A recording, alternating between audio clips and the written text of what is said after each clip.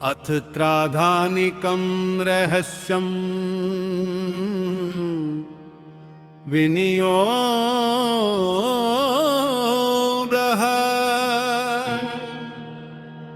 ओमस्य श्री सप्तशतीरहस्यत्रयस्य नारायण ऋषिरनुष्टुप् छन्दः। महाकाली महालक्ष्मी महासरस्वत्यो देवता यथोक्त वलावाप्त्यर्थं जपे विनियोगः।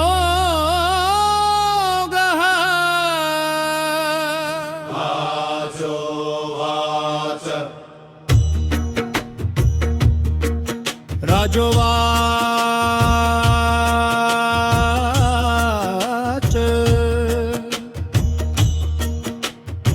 भगवन्नवतारा मे चण्डिकाया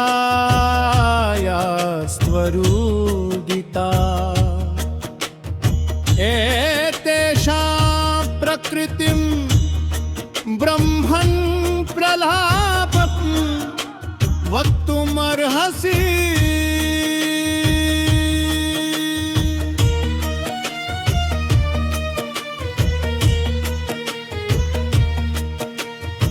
आराध्यं यन्मया देव्यः स्वरूपं येन च द्विज।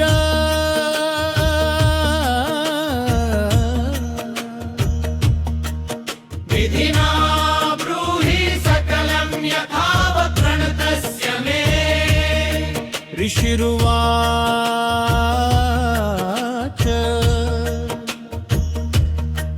इदं रहस्यं परममनाख्येयं प्रचक्षते।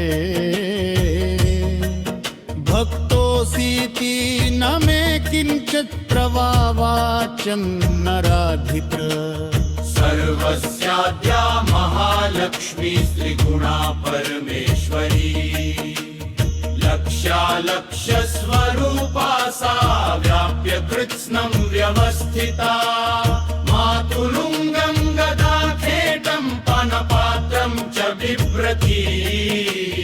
नागं लिङ्गं च योनिं च बिभ्रति नृपमूर्धनि। पत्कञ्चन वर्णाभा तप्त कञ्चन भूषणा। शून्यं तदखिलं स्वेन पूरयामास तेजसा। शून्यं तदखिलं लोकं विलोक्य परमेश्वरी। बभार परमं रूपं तमसा केवलेन हि। सा भिन्ना जनसङ्काशादंष्ट्राङ्कितवरानना। विशाललोचना नारी बभूतनुमध्यमा। खड्गपात्रशिरखेटैरलङ्कृत चतुर्भुजा। कबन्धहारं शिरसा बिभ्राणा हि शिरस्रजम्। सातुरुवाच महालक्ष्मी तामसी प्रमदोत्तमा। नाम कर्म च मे मातर्देहि तुभ्यं नमो नमः। कामधोवाच महालक्ष्मी तामसीं प्रमदोत्तमा। नामि तव नामानि यानि कर्माणि तानि ते। महामाया महाकाली महामारी क्षुधातृषा। नित्या तृष्णा चैकवीरकालरात्रिर्दुरत्यया। इमानि तव नामानि यदि पद्यानि कर्मभिः। एभिः कर्माणि ते ज्ञात्वा योधीते सोऽश्नुते सुखम्। तामित्युक्त्वा महालक्ष्मी स्वरूपमपरं निप। सत्त्वाख्येनातिशुद्धेन गुणेनेन्दुभ्रमं दधम्।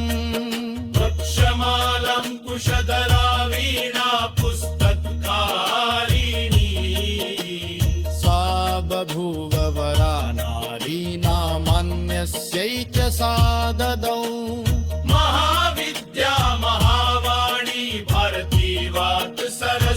प्रजापति आर्या प्रभिः कामधेनुर्वेदगर्भाच्छधीश्वरी अथोवाच महालक्ष्मीर्महाकाली सरस्वती युवां जनयतां देव्यौ मिथुने स्वानुरूपतः इत्युक्त्वा ते महालक्ष्मी ससर्ज मिथुनं स्वयम् हिरण्यकर्मः रुचिरौ स्त्रीपुंसौ कमलासनौ ब्रह्मं विधे विरिञ्चेति धातरित्याह तन्नम् श्रीः पद्मे कमले लक्ष्मीत्याह माता च तां स्त्रियम् किमर्घ्य महामद्धिं नः लक्ष्मी उपन्त्रयिम् पुत्राय गौरीभर्वा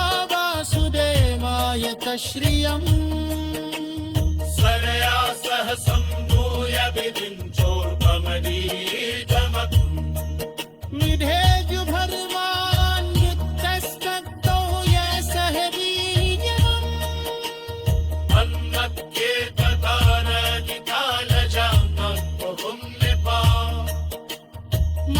महाभूतात्मकं सर्वं जनित्स्कावर्गं गवम् उपाशपालयामास तल्लक्ष्मी सह पेशः सङ्ग्रहारकथित् सर्वं सह दयावान् महेश्वरः महालक्ष्मी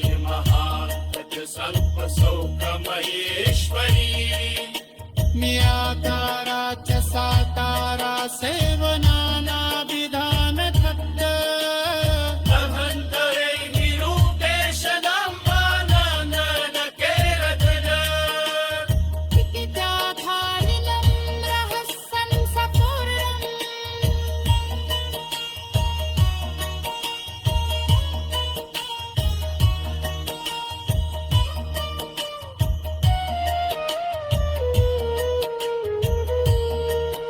इति ध्यानानिकं रहस्यं सम्पूर्णम् विनियोगः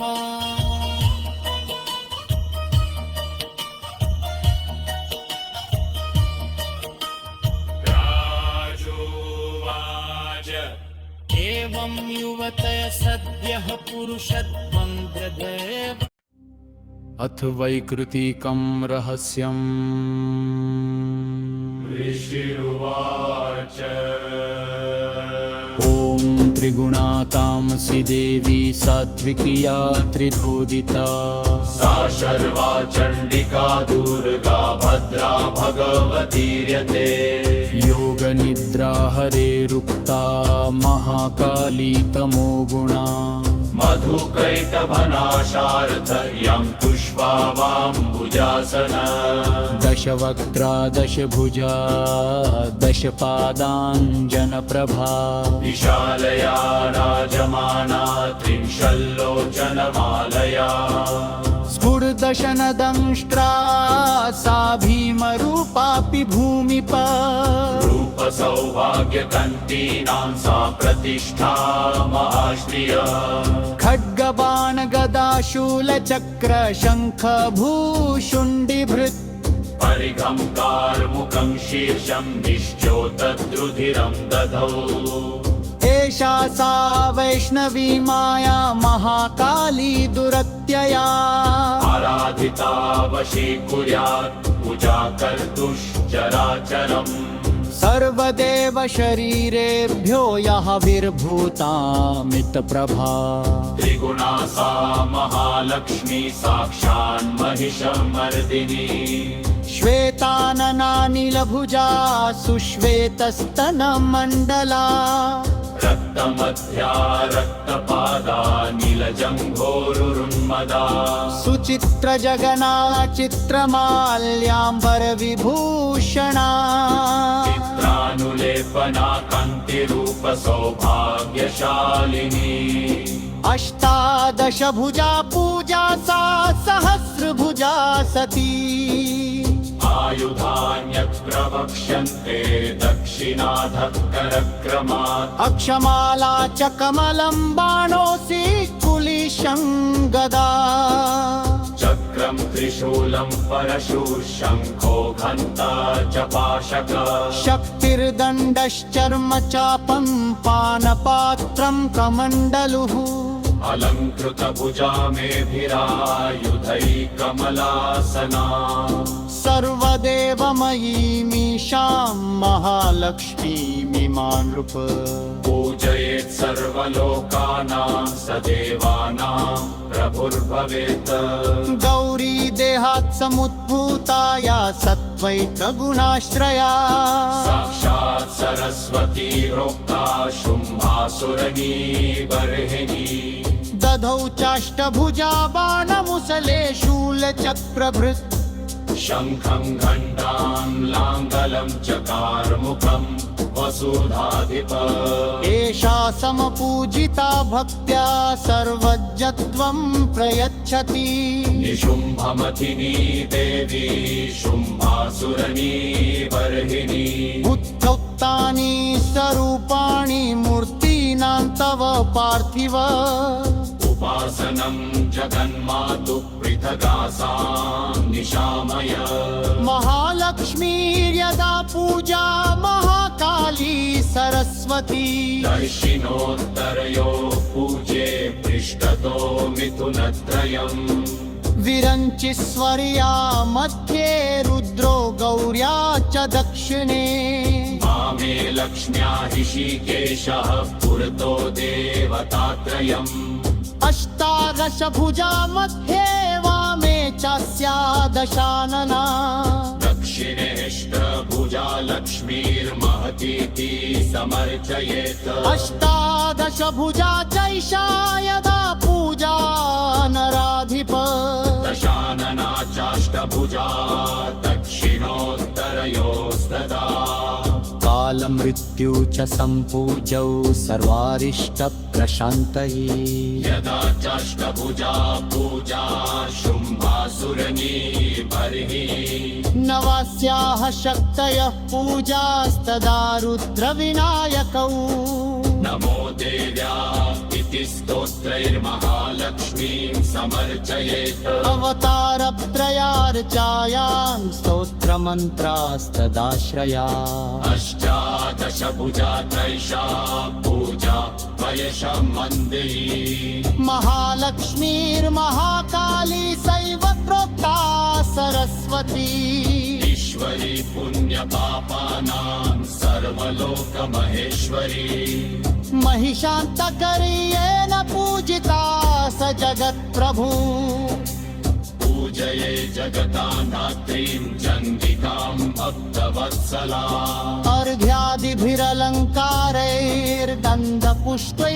अर्घ्यादिभिरलङ्कारैर्दन्तपुष्पैस्तभाक्षदैः धूपेहितैश्च वैदेवे केलानापक्षिसवन्दितैः रुचिरार्तेन बलिना भूसेदसुरया नृपा बलिदानसान पूजयम् अवर्चामयरिदा तेषां किल सुरावासैर्नक्ते पूजा नृकुपचि प्रयम च मदीयेन चम्पमीदा सकन्तिका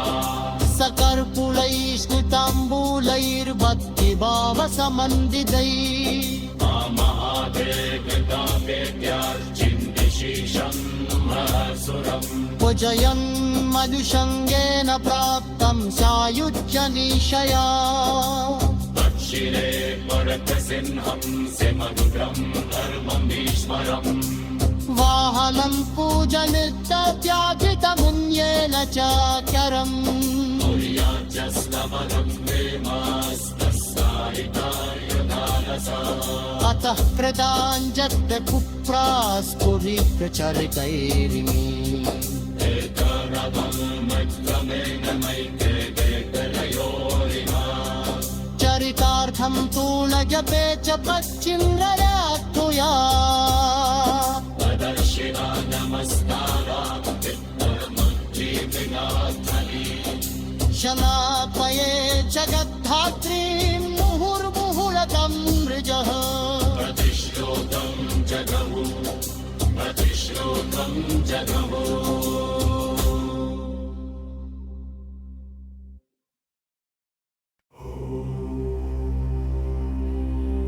जुहुयात् स्तोत्रमन्त्रैर्वा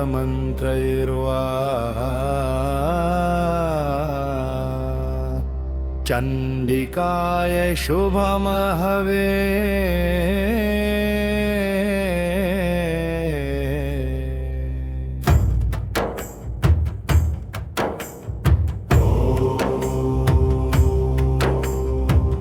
भूयो नाम पदैर्देवीं पूजयेत् सुसमाहितः त्रयतः प्राञ्जलि प्रवः प्रणम्यारोप्य चात्मनि सुचिरं भावये दिशां चण्डिकां तन्मयो भवेत् एवं यः पूजयेत् भक्त्या प्रत्यहं परमेश्वरी भुक्त्वा भोगान् यथा कामं देवी सायुज्यमाप्नुयात् यो न पूजयते नित्यं चण्डिकां भक्तवत्सलाम् भस्मीकृत्यास्य पुण्यानि निर्दहेत् परमेश्वरी तस्मात् पूजय भूपाल सर्वलोकमहेश्वरी यथोक्तेन विधानेन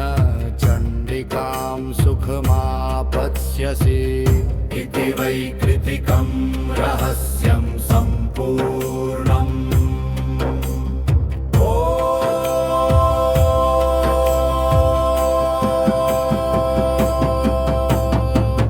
भूयो नाम पदैर्देवीं पूजयेत् सुसमाहितः प्रयतः आञ्जनेयः प्रणम्यारोप्य चात्मनि सुचिरं भावये दिशां चण्डिकां तन्मयो भवेत् एवं यः पूजयेत् भक्तभक्त्यहं परमेश्वरी एवं यः पूजयेत् भक्त्या प्रत्यहं परमेश्वरी भुक्त्वा भोगान् यथा कामं देवी सायुज्यमाप्नुयात् यो न पूजयते नित्यं चण्डिकां भक्तवत्सलाम् भस्मीकृत्यास्य पुण्यानि निर्दहेत् परमेश्वरी तस्मात् पूजय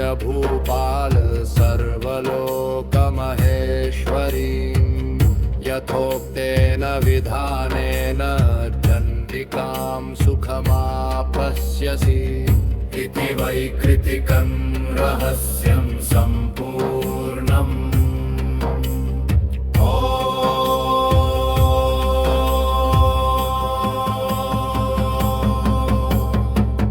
भूयो नाम पदैर्देवीं पूजयेत् सुसमाहितः प्रयतः आञ्जलि प्रणम्यारोप्य चात्मनि तस्मात् पूजय भूपाल सर्वलोकमहेश्वरी यथोक्तेन विधानेन चण्डिकां सुखमापत्स्यसि इति वै कृतिकं रहस्यं सम्पूर्णम्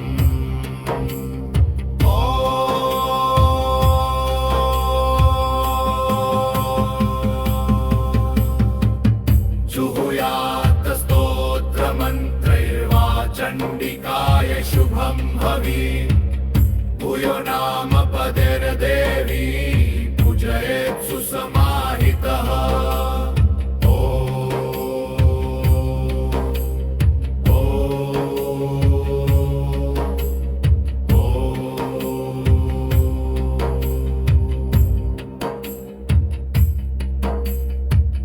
जुहुयात् स्तोत्रमन्त्रैर्वा चण्डिकाय शुभं भवेत् भूयो नाम पदैर्देवी पूजयेत् सुसमाहितः प्रयतः त्राञ्जलि प्रव प्रणम्यारोप्य चात्मनि सुचिरं भावये दिशां चण्डिकां तन्मयो भवेत् एवं यः पूजयेत् भक्त्या भक्त्यहं परमेश्वरीं भुक्त्वा भोगान् यथा कामं देवी सायुज्यमाप्नुयात् जो न पूजयते नित्यं चण्डिकां भक्तवत्सलाम् भस्मीकृत्यास्य पुण्यानि निर्दहेत् परमेश्वरीं तस्मात् पूजय भूपाल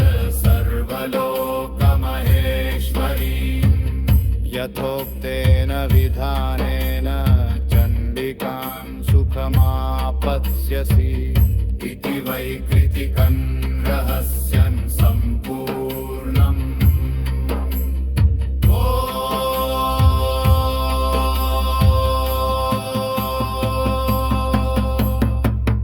तस्मात् पूजय भूपाल सर्वलोकमहेश्वरीं यथोक्तेन विधानेन चण्डिकां सुखमापत्स्यसि इति वैकृतिकं रहस्यं सम्पूर्णम् जुहुयात् स्तोत्रमन्त्रैर्वा चण्डिकाय शुभं हविः भूयो नाम पदैर्देवी पूजयेत् सुसमाहितः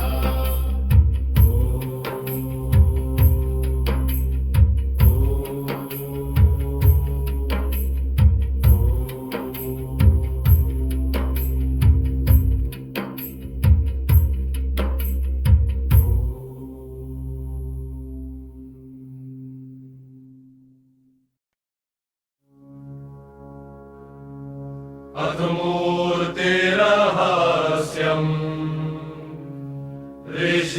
ऋषिरुवाच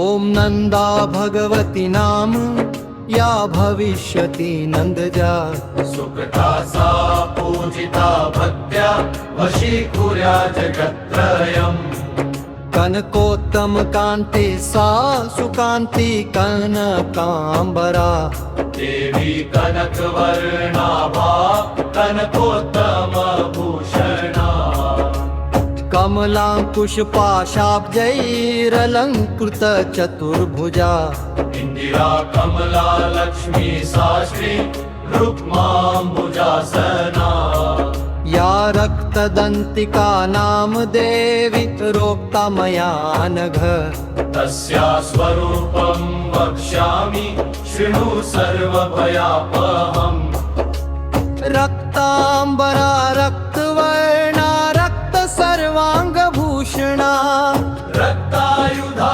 रक्तनेत्रा रक्तकेशातिभीषणा रक्ततीक्ष्णन्खा रक्तदशना रक्तदन्तिका पथिन्नारी वानुरक्ता देवी भक्तं भजे जनम् वसुधैव विशाला सा सुमेरुयुगलस्तनी दीर्घौ लम्बावति स्थूलौ तावतीव मनोहरम् कर्कशावति कान्तौ तौ सर्वानन्दपयोनिधि भक्तान् सम्पाययेत् देवी सर्वकामदुघौ स्तनम् खड्गं पात्रं च मुसलं लाङ्गलं च बिभर्ति सा आख्यातागत चामुण्डा देवी योगेश्वरीति च अनया व्याप्तमखिलं जगत्स्थावर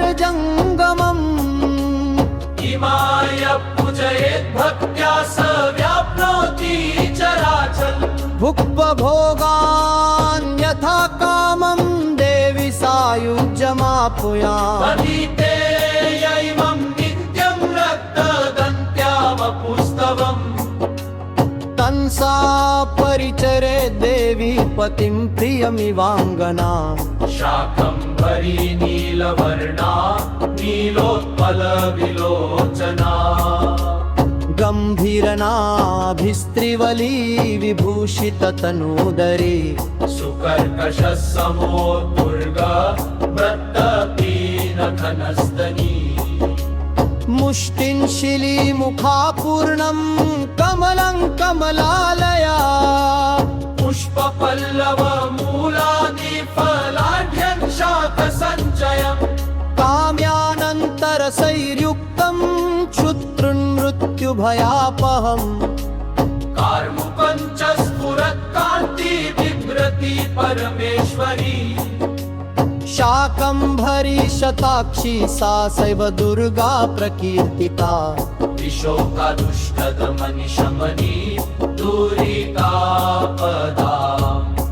उमा गौरी सती चण्डी कालिका सा च पार्वती शाकम्भरीं स्तुवन् ध्यायन् जपन् सम्पूजयन् नमन् अक्षयमश्नुते शीघ्रमन्नपानामृतं फलम् भीमापि नीलवर्णा सदष्टादशनभासुरा विशाललोचना नारी वृत्तपीनपयोधरा चन्द्रहासं च डमरुशिरपात्रं च बिभ्रति एकवीरा कालरात्रि सैवोक्ता कामदा सुधा तेजो मण्डल दुर्धर्षा भ्रामरि क्षिप्रकान्तिधर चित्रानुलेपना देवी चित्राभरणभूषिता चित्रभ्रमरपाणि सा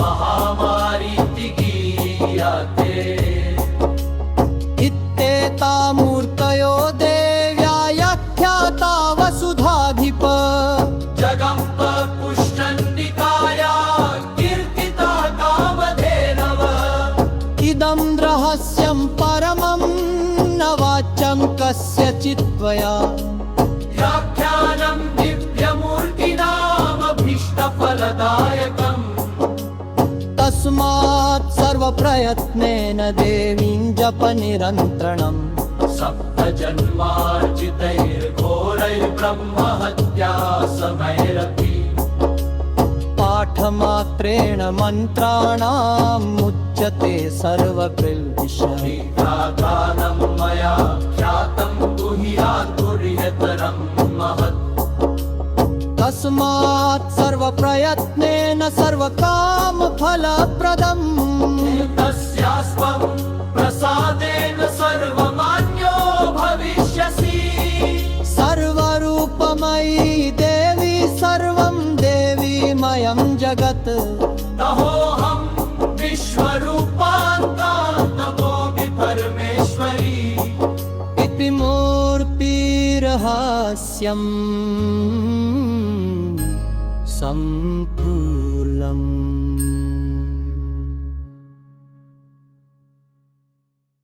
परमेश्वरी मेरे द्वारा रात दिन सहस्त्रों अपराध होते रहते हैं। यह मेरा दास है, यो समझकर मेरे उन अपराधों को तुम कृपापूर्वक क्षमा करो। परमेश्वरी मैं आवाहन नहीं जानता, विसर्जन करना नहीं जानता तथा पूजा करने का ढंग भी नहीं जानता, क्षमा करो। देवी सुरेश्वरी मैंने जो मंत्रहीन, क्रियाहीन और भक्तिहीन पूजन किया है वह सब आपकी कृपा से पूर्ण हो। सैकड़ों अपराध करके भी जो तुम्हारी शरण में जगदम कहकर पुकारता है उसे वही गति प्राप्त होती है जो ब्रह्मादि देवताओं के लिए भी सुलभ नहीं है।